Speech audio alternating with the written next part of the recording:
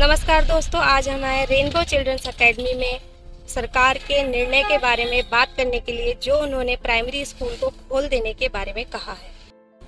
आदरणीय अभिभावक और प्यारे बच्चों,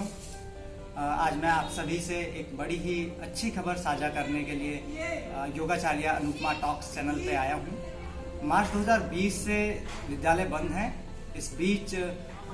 कोरोना की वजह से जो भी परिस्थितियाँ खड़ी हुई, एक बड़ा ही मेडिकल चैलेंज पूरे विश्व ने देखा और जिसकी वजह से सबसे ज़्यादा स्कूल से इफेक्टेड रहे, क्योंकि बच्चों की सिक्योरिटी गवर्नमेंट के लिए, स्कूल के लिए, पेरेंट्स के लिए बहुत ज़्यादा मायने रखती है। तो इस बीच कभी कभी जहाँ पर कोरोना ने अपनी जो पकड़ है वो धीमी की, जब उसका इफेक्ट धीमा हुआ तो क्लास 6 से 12 तक के बच्चे स्कूल में आए। उनकी एजुकेशन 70% तक विद्यालयों में हुई,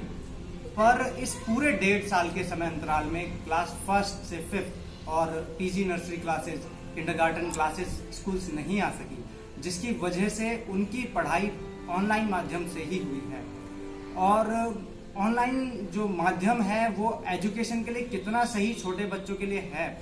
कितना नहीं, इस पे डिबेट चलती ही रहेंगी, क्योंकि बड़ी क्लासेज हैं, 6th है, 7th है, 9th, 12th, 11th, ये पहले से भी ऑनलाइन माध्यम से पढ़ाई करते रहे हैं और इनको समझ भी होती है कि किस तरीके से मोबाइल स्क्रीन का कितना यूज करना है और आपको किस तरीके से अपने आप को कंट्रोल करना है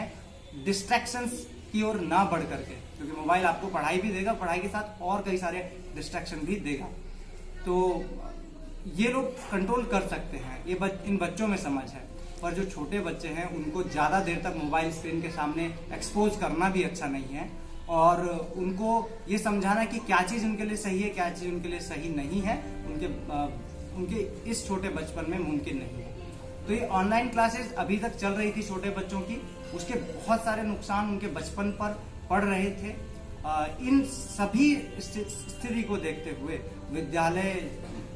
जो स्कूल एसोसिएशंस हैं वो लगातार चर्चा कर रहे थे शिक्षा विभाग से, सरकार से, कि स्कूल्स खोले जाएं छोटे बच्चों के लिए भी, और जो भी कोरोना के कोविड की जो गाइडलाइंस हैं उनका बहुत अच्छे से पालन किया जाए, बच्चों की सिक्योरिटी का ध्यान रखा जाए, चाहे स्कूल को 2 पालियों में चलाया जाए, चाहे स्कूल को ऑड इवन डेज के आधार पर चलाया जाए, पर स्कूल बच्चों के लिए खोले जाए, क्योंकि छोटे बच्चों का भविष्य, उनकी जो फाउंडेशन है उस पर बहुत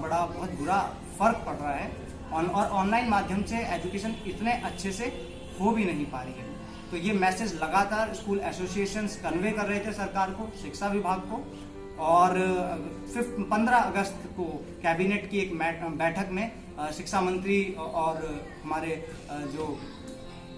मुख्यमंत्री हैं उनके बीच में गहरा डिस्कशन हुआ इस बात को लेकर के, और दोनों इस सहमति पर आए कि बच्चों का स्वास्थ्य आवश्यक है और उसके साथ साथ उनकी शिक्षा भी आवश्यक है। और एक बहुत ही अच्छा डिसीजन उन्होंने लिया है कि 21 सितंबर से विद्यालय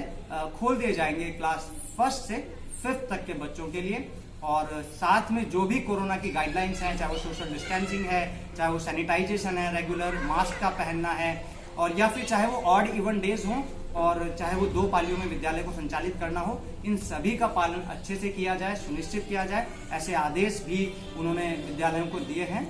अभी इसका कोई नोटिफिकेशन शिक्षा विभाग की तरफ से नहीं आया है, पर आशा करते हैं कि 1-2 दिन के अंदर इसका नोटिफिकेशन शिक्षा विभाग की तरफ से विद्यालयों को प्राप्त होगा। पर ये जो खबर है विद्यालयों के खुलने की, मुझे लगता है पेरेंट्स बहुत खुश हैं इससे, क्योंकि पेरेंट्स कई समय से चाह रहे थे, विद्यालय से संपर्क कर रहे थे कि हमारे बच्चों को आप बुलाइए, पर इस नियम जो गवर्नमेंट का था उसके चलते बच्चों को स्कूल विद्यालय में नहीं बुलाया जा सकता था। तो मुझे लगता है कि पेरेंट्स बहुत ज़्यादा खुश होंगे इस निर्णय से, और विद्यालयों में भी, एसोसिएशन में भी बहुत अच्छी खुशी की लहर इस समय है इस डिसीजन को लेकर के। और हम सभी विद्यालय इस चीज़ को सुनिश्चित करते हैं कि बच्चों